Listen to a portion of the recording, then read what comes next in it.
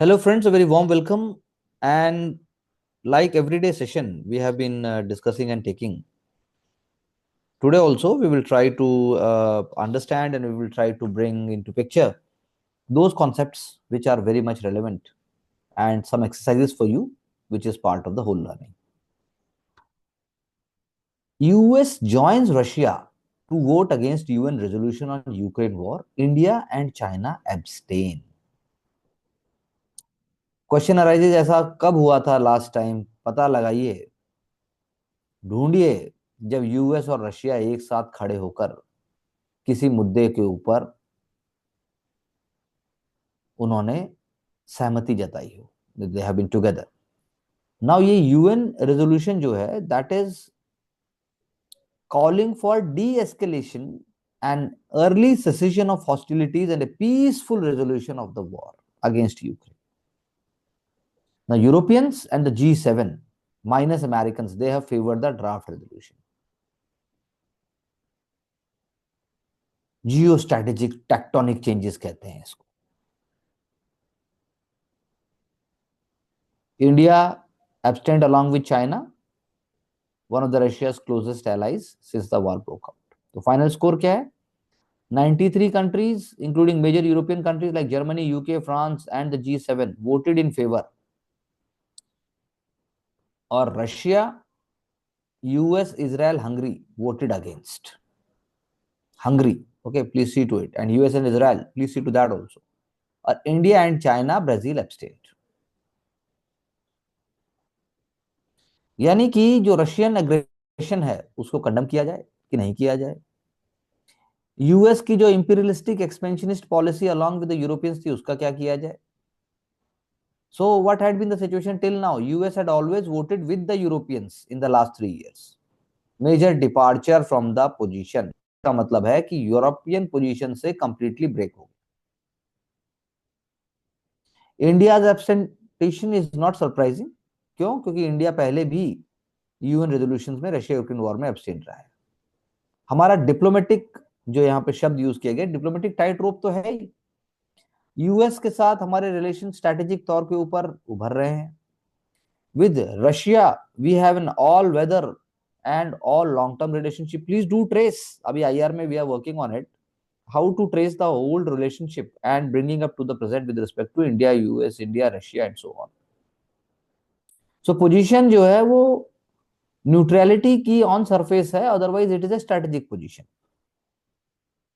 193 members assembly है and it is asking for de-escalation. Please do try to write such words in your answers also. Early cessation of hostilities. जब तक आप vocabulary नहीं सीखते हैं, जब तक आप उसको इंगेज और कंस्ट्रक्टिवली नहीं देखते हैं, तो आपको शॉर्टकट से फायदा नहीं होने वाला, ये हमारा मानना है। That is what we teach through our courses, that is what is there with us to offer on all subjects and in all disciplines. Now, India was among the 65 UN member states that abstained on the resolution. यानी India, Brazil और China के अलावा 65 countries है जिन्होंने abstain किया, जिसमें Saudi Arabia भी है, यूएई, कतर भी है। पाकिस्तान, बांग्लादेश, श्रीलंका ने भी abstain किया, लेकिन Bhutan, Nepal, Maldives, Myanmar, they voted in favor with the Europeans. Please do see that also. Bhutan, Nepal, Maldives, Myanmar. और फेवर में और कौन है? Australia, Japan, Singapore, New Zealand, Germany, UK, France, Italy, Spain, Poland, Indonesia, Cambodia, Canada, Egypt, Turkey. यानी US is against but Canada is in favour. और जो against है, फिर से उसको भी ध्यान से देख लेते हैं, उससे आपको स्ट्रेटेजिक पोजीशन समझ में आती है, उससे आपको उनका थॉट प्रोसेस समझ में आता है, इसीलिए हम उनको बोल रहे हैं। They are not going to come in examination as such. Russia, US, North Korea, Belarus, one of the partners of Russia in the war also. Belarus indirectly, directly हमेशा सपोर्ट किया है। Hungary again little right wing, right forces हैं, emerge हो रही हैं। Israel, Haiti obviously standing along with the US, Burkina Faso, Burundi, Equatorial Guinea, Eritrea, Mali, Marshall Islands, Nicaragua, Nigeria, Palau, Sudan, among others.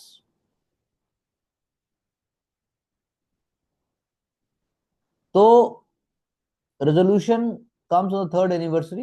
Antonio Guterres ने stress किया कि grave threat है war. US ने कह दिया the part to the peace that मोन्स the tragic loss of life through out the Russian federation Ukraine conflict. और अपनी position को बचाने के लिए, अपनी पोजीशन को क्लियर करने के लिए, अपने फायदे के लिए US is changing its stand.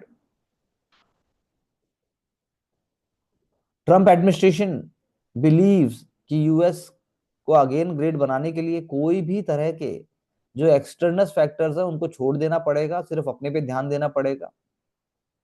क्योंकि आज आप इस एडवांटेजियस पोजीशन में हो, लेकिन क्या वाकई you will be able to convert that advantage?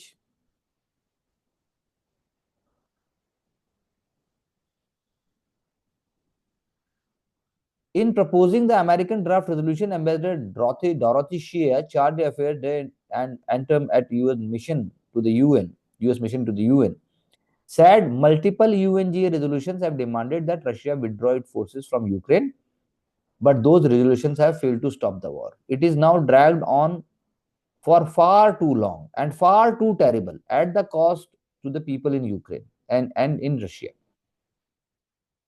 That is why commitment होना चाहिए ऑल यूएन मेंबर्स का that they must try to bring a durable end to the war. तो ये बात तो सच है, लेकिन कैसे? द क्वेश्चन अराइजेस कैसे? क्या आप अपनी वाकई पोजीशंस को चेंज कर रहे हैं? Ukraine is saying that they have the inherent right to self defence which is violating UN charter respecting countries sovereignty and territorial integrity. So ये जो की फैक्टर्स जो अभी हमने बात की, ये इंडिया चाइना के कॉन्टेक्स्ट में भी कहीं ना कहीं अप्लाई होते हैं। ये इंडिया पाकिस्तान के कॉन्टेक्स्ट में भी कहीं ना कहीं अप्लाई होते हैं जब प्रॉक्सी वॉर और टेररिज्म की बात आती है। तो आपको ये जो हार्श रियलिटीज है इनको देखकर आपको देखना पड़ेगा कि आ, किस तरीके से हमारे जो हमारे वाइटल इंटरेस्ट है उनको हम प्रिजर्व करें। So can you make out a list of 5 things which India must focus as far as international India's strategic autonomy and India's national interests are concerned with respect to international relations? You can always write in the comment box, and also you can always WhatsApp, and we can discuss also those who are part of the courses. In a major shift approved by its governing body, CBSE ने 2 level के courses introduce कर दिए science और social sciences में from class 9th।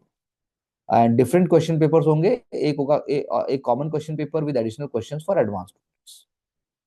तो अब ये क्या अपने आप में एक क्लैरिटी वाला बात है, या अपने आप में mathematics and science at the higher level could benefit students planning to appear for entrance test like JEE, because school curriculum जो है वो एडवांस नहीं है ताकि उनको एंट्रेंस एग्जाम का प्रिपरेशन करा सके। लेकिन अब कोचिंग से बचाने के लिए और कोचिंग की जरूरत ना पड़े, इसीलिए क्लास 9th में भी उन्होंने 2 लेवल ऑफर करने की बात की। तो ये अपने आप में एक पॉजिटिव स्टेप हो सकता है, पायलट प्रोजेक्ट की तरह से देख सकते हैं। और ये अपने आप में इस प्रपोजल का, लेकिन आपको ये देखना होगा कि इसमें एक्चुअल चैलेंजेस क्या है। क्या स्टूडेंट्स नेविगेट कर पाएंगे, या क्या वो मेंटल कंपार्टमेंट में बंटने की बात होगी, या सोसाइटल लेवल पे जो हम बात करते हैं ह्यूमैनिटीज की, जिसमें जॉब अपॉर्चुनिटीज बहुत ही थोड़ी है, उसको आप कैसे देखेंगे? High court upholds acquittal of a man in POCSO case. तो ये इंपॉर्टेंट नहीं है, ठीक है, पॉक्सो के आपको बेसिक जो उसके एक्ट के जो प्रोविजंस हैं वो आपको बेसिक पता होने चाहिए, बेसिक। लेकिन सबसे इंपॉर्टेंट पॉइंट यहाँ पर क्या है? Adolescents have right to form emotional connection, that is very important. So law should prevent exploitation and abuse. This is what is the social message, or you can say societal understanding, what it is putting up. Legal age of consent is important for protecting minors. I feel that adolescents should be allowed to express their feelings and engage in relationship without fear of criminalization. That is what Delhi High Court is saying. And the question arises कि क्या सिर्फ punishment और क्या mechanically जब आप किसी law को put करेंगे, is it going to bring the right kind of solutions? So a complaint was filed by a 17-year-old girl's father in 2014. The girl had, however, submitted during the trial that she was in consensual relationship with the accused. तो that is how it is. Societal and legal views adolescent love के ऊपर थोड़ा सा उनको broad और थोड़ा सा उनको विदाउट फियर वाले माइंडसेट से देखा जाना चाहिए। That is what it is saying. So it showcases हमारे laws, they are not mechanically meant, they have the scope and they are guided by the constitutional and moral principles। Again दूसरा example हम लेते हैं, जो आप जब आप general studies paper 2 में जब आप जुडिशियल पर्सपेक्टिव से आंसर्स को लिखते हैं, और या फिर आप जब इंटरप्रेट करते हैं प्रीलिम्स के अंदर भी, तो ये अंडरस्टैंडिंग हेल्प करती है कि liberty precious and it is setting aside high court order cancelling bail in a murder attempt case। Liberty of an individual is a precious right under the constitution, and courts ought to vary that it is not lightly interfered with। The Supreme Court has said so, and Himachal Pradesh high court का order जो है वो जो bell का cancel करने का था उसका उन्होंने उसको उन्होंने नलीफाई कर दिया। So the case is given here, but that is not important.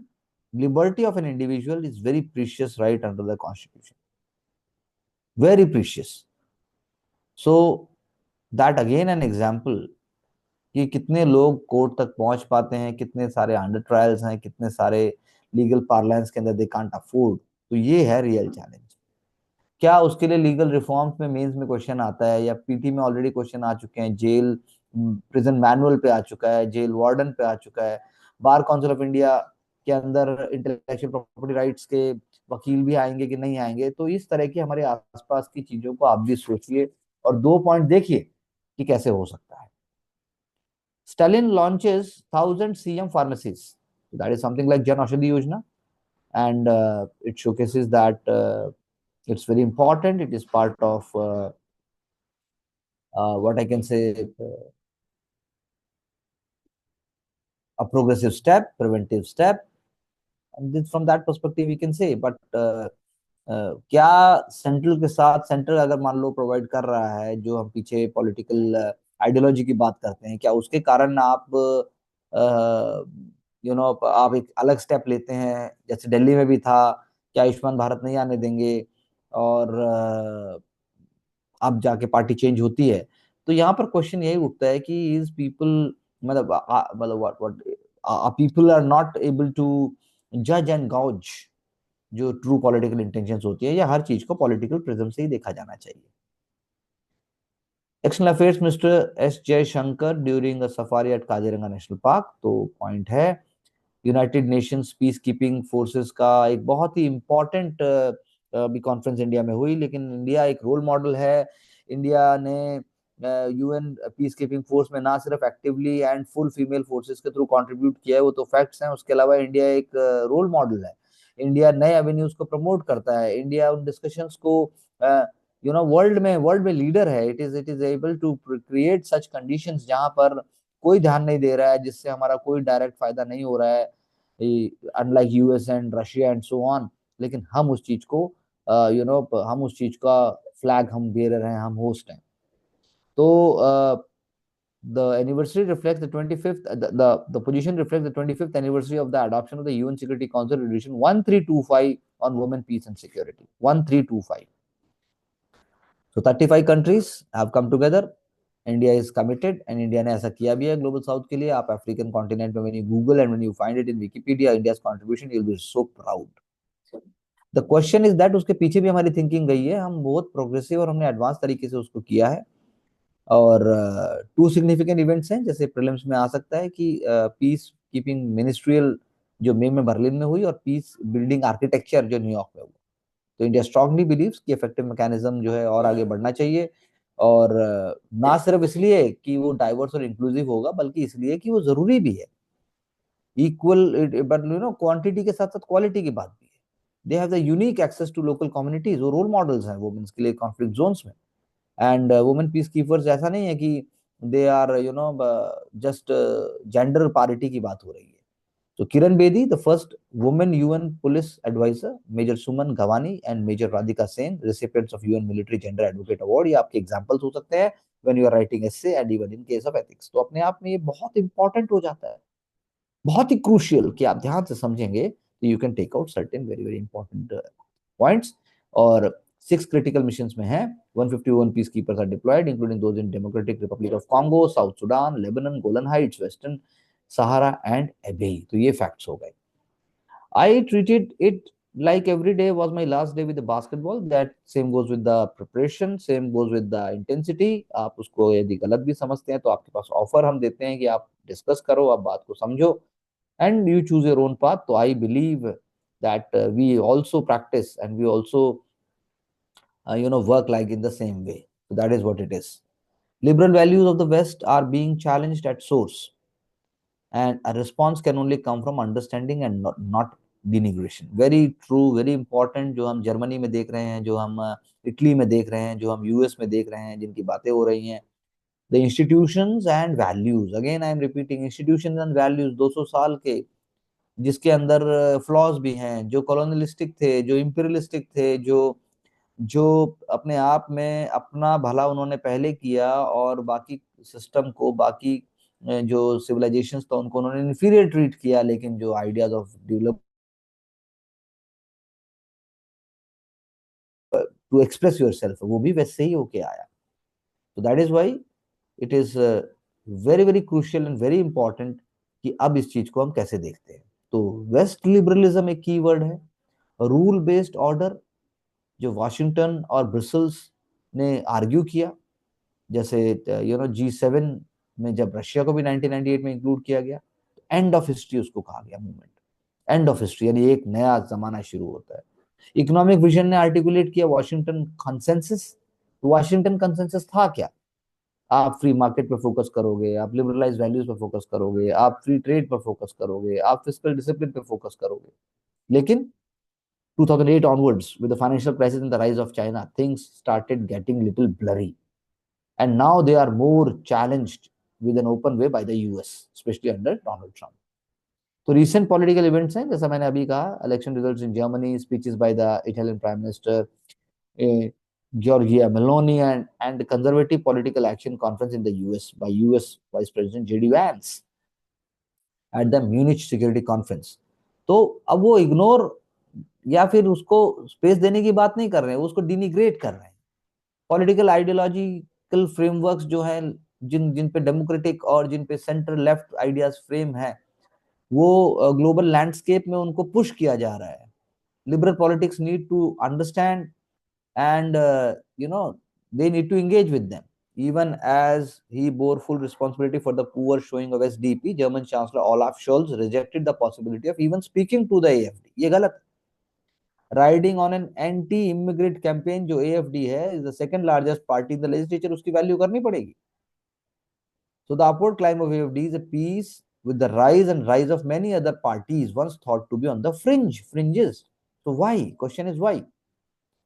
It would not do to merely dismiss it as self-serving. ऐसा नहीं हो पाएगा. Liberal leaders bill Clinton, Tony Blair, वो स्टेट्समैन थे जब उन्होंने काम साथ में किया. She says when Trump, Meloni, Modi talk, they are called threat to democracy. This is the left double standard, but we are used to it. And the good news is that people no longer believe in their lies. And despite all the mud they throw at us, citizens keep voting for us. तो ये एक अपने आप में churning है जिसको हमें समझना हो. Being a future officer, you have to understand the nuances. तो फ्री स्पीच जो यूएस के कल्चरल वॉर की अगर हम मुद्दे उठाएं, क्या कल्चरल वॉर है? Free speech versus hate speech, abortion, prayer in public spaces.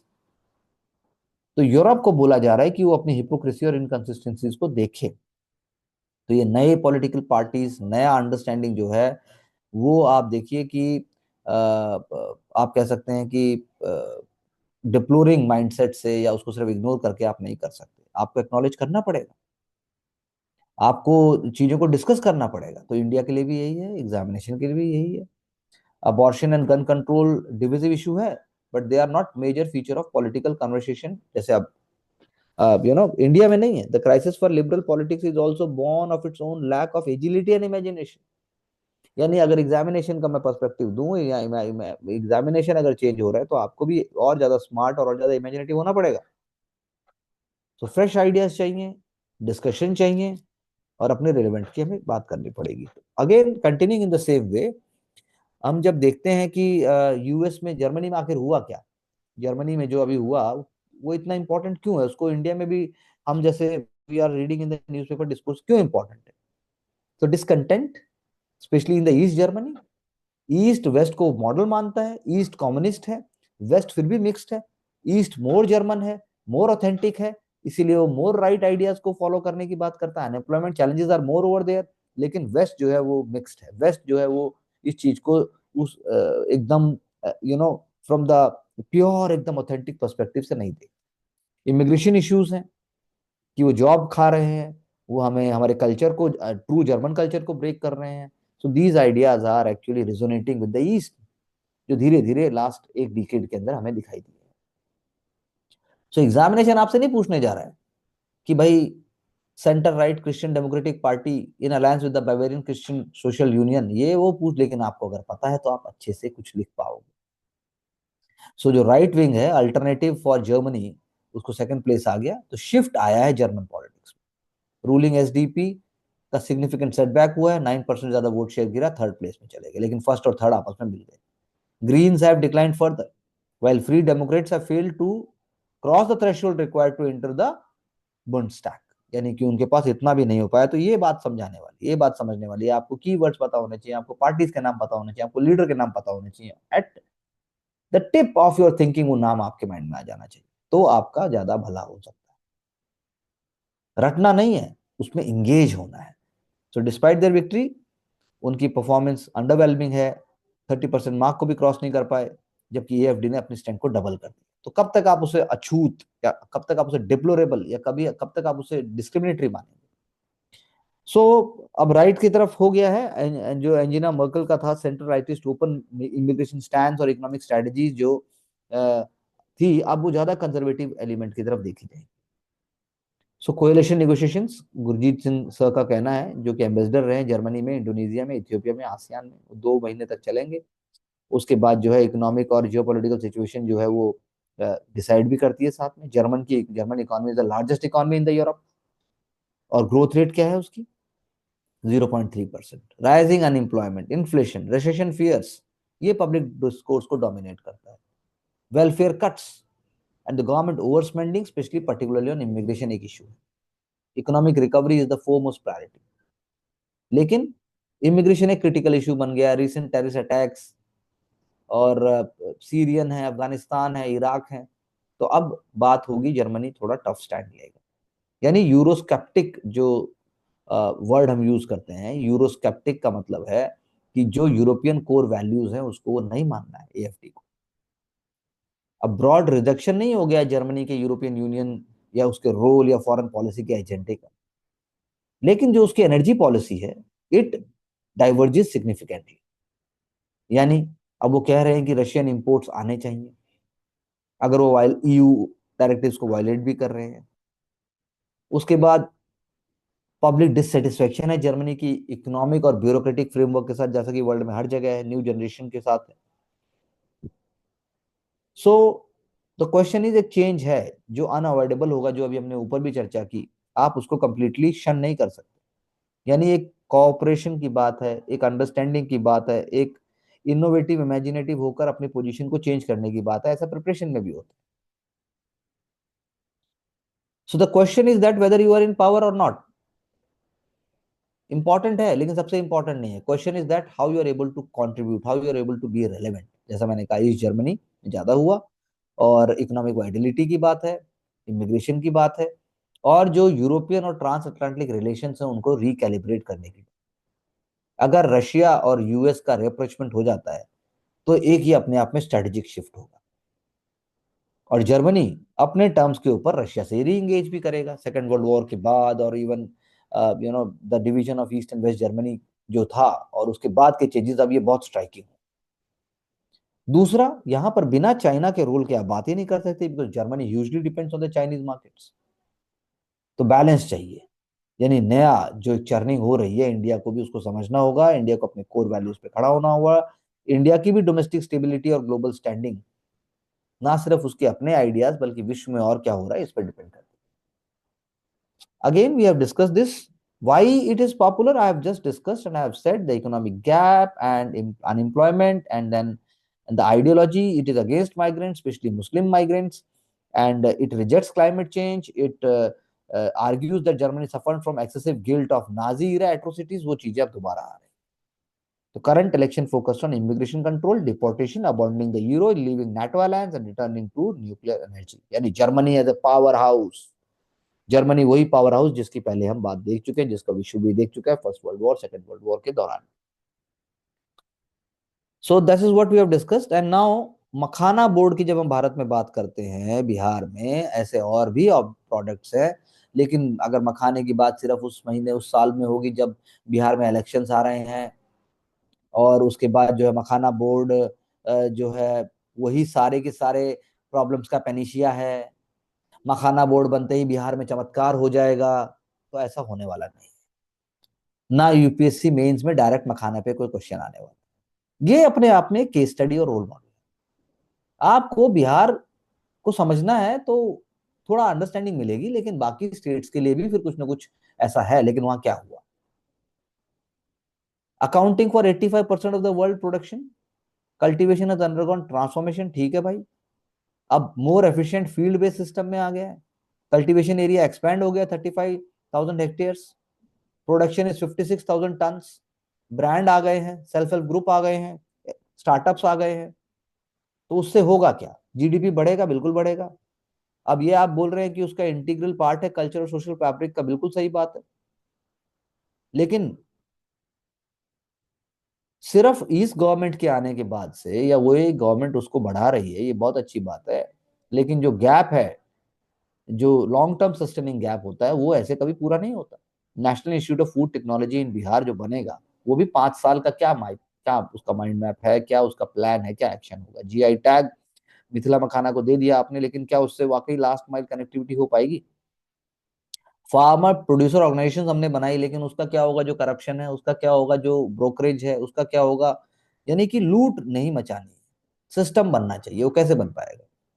Bihar ने रिमार्केबल प्रोग्रेस किया, आपका कहना है 1000 एफपीओ बना दिए, 689 जो है सेंट्रल गवर्नमेंट स्कीम्स के हिसाब से बने, लेकिन होगा कैसे?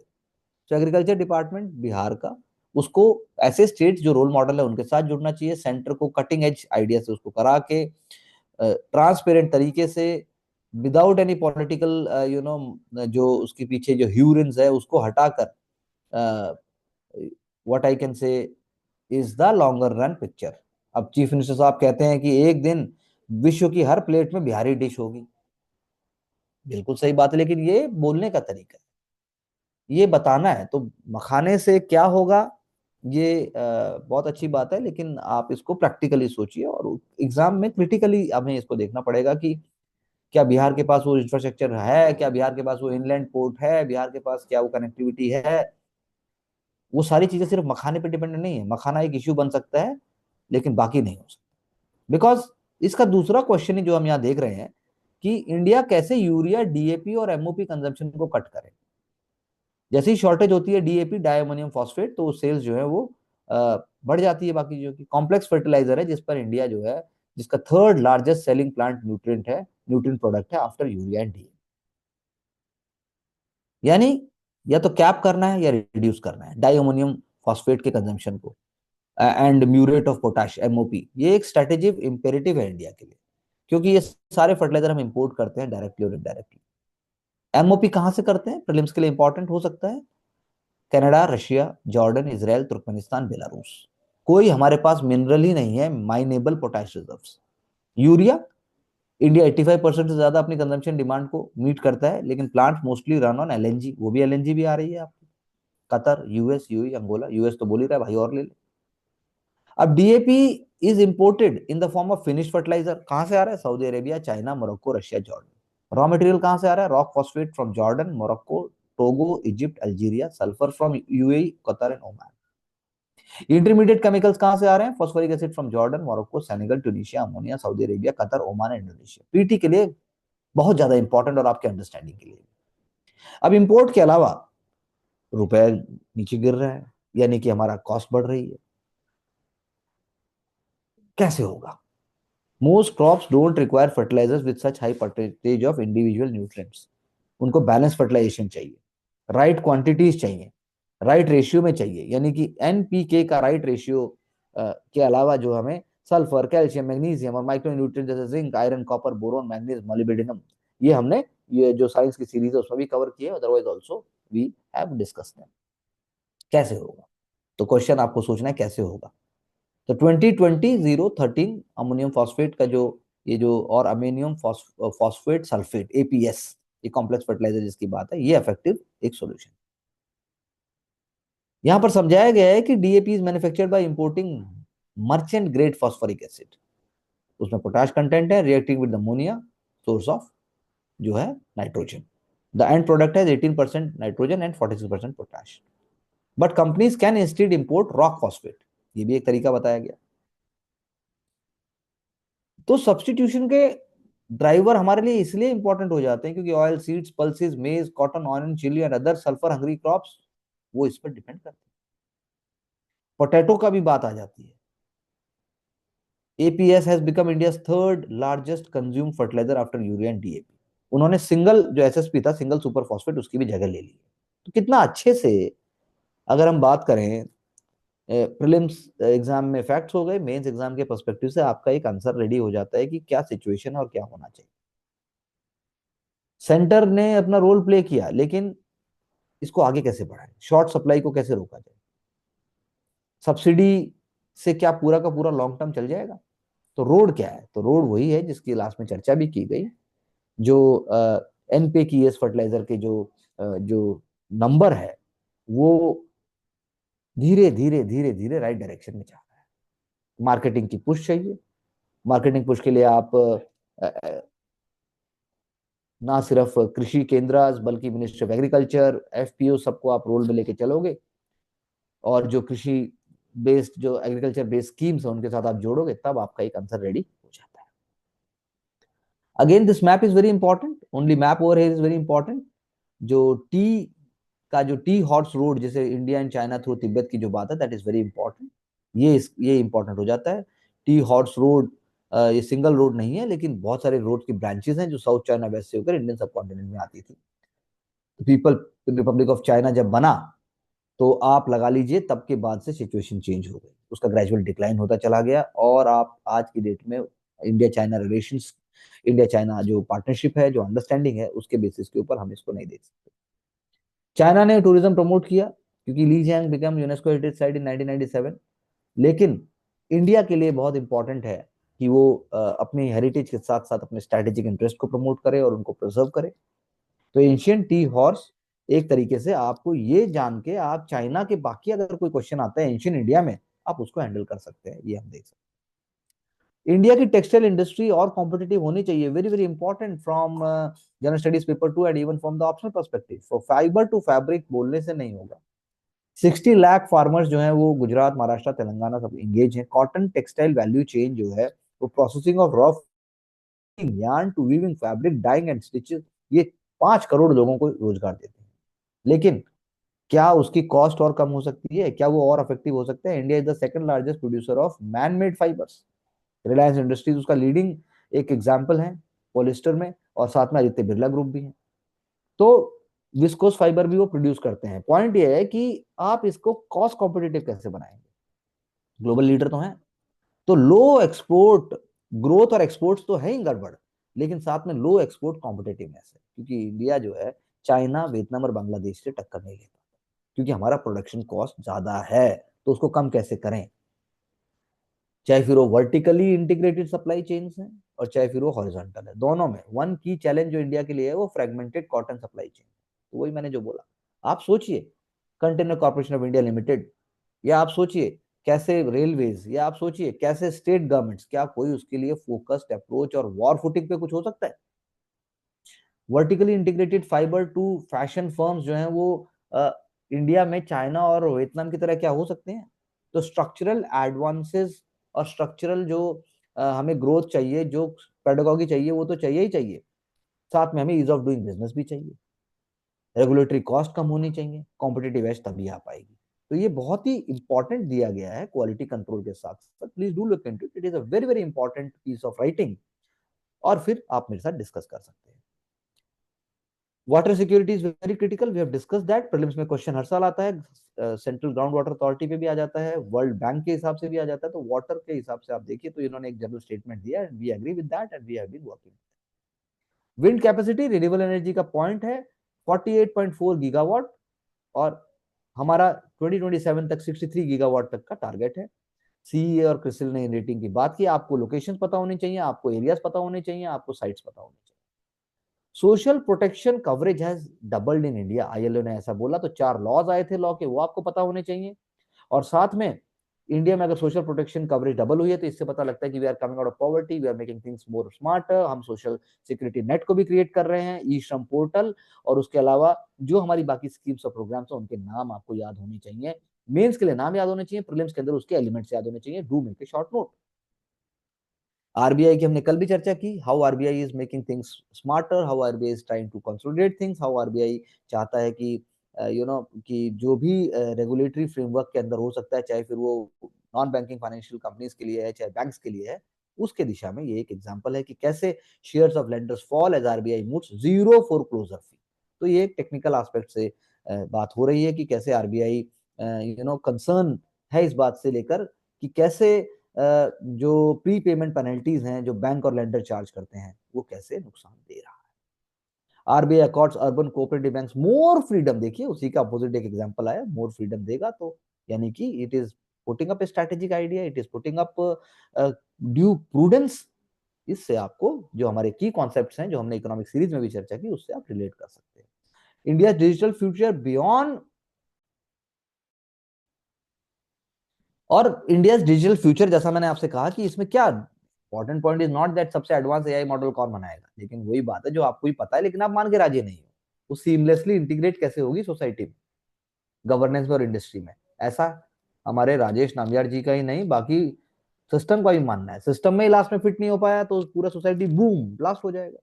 ब्लास्ट का मतलब है आप डिस एरे में चले जाएंगे। So artificial intelligence is very important, geopolitics tech rivalry सारी बातें ठीक है, लेकिन लास्ट में समाज का आम आदमी का भला होना चाहिए। और इस बात में तो अफ्रीका की हम बात ही नहीं करते, we don't talk about global south.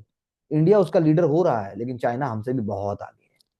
तो skill development is very important, हम सिर्फ बोलने से नहीं होंगे। हाईटेक स्किल जैसे एआई, ऑटोमेशन, डेटा एनालिटिक्स, इसमें जो ग्रेजुएट्स निकल रहे हैं वो क्या हो रहा है, उनका हो क्या रहा है। यूनिफाइड विजन होना चाहिए, इंडिया का अभी तक यूनिफाइड विजन इस मामले में नहीं हो पाया, एग्जाम्पल है इंडिया का यूनिफाइड विजन का, लेकिन जैसे हमने यूनिफाइड पेमेंट इंटरफेस को बताया वैसा हमें एआई में करना पड़ेगा। हमें वेस्टर्न मॉडल को रेप्लिकेट नहीं करना है, हमें अपनी यूनिक स्ट्रेंथ, स्केल, डाइवर्सिटी, उसके ऊपर हमें काम करना है। तो ये थ्योरेटिकल बात है, तो आपको प्रैक्टिकली लिखना पड़ेगा। इकोनॉमिक पावर से सिर्फ नहीं होता, टेक्नोलॉजिकल लीडरशिप जो इंडिया की है उसने भी इंडिया को आगे बढ़ाया, लेकिन again China is our leader, China is our role model. हमें सीखना पड़ेगा, हमें भी फास्ट होना पड़ेगा। जो पाइनरिंग एआई और क्वांटम कंप्यूटिंग और एडवांस सेमीकंडक्टर्स का जो गैप है उसको हमें कम करना पड़ेगा। इंडिया ने अपना कमिटमेंट दिखाया, बिल्कुल, तो इसका आप एग्जांपल देंगे, एआई मिशन हो गया, सेमीकंडक्टर मिशन हो गया, क्वांटम मिशन हो गया, इसकी डिटेल्स देखिए, फैक्ट देखिए। तो लास्ट में जो 4-5 पॉइंट हैं they are very important from the mains writing.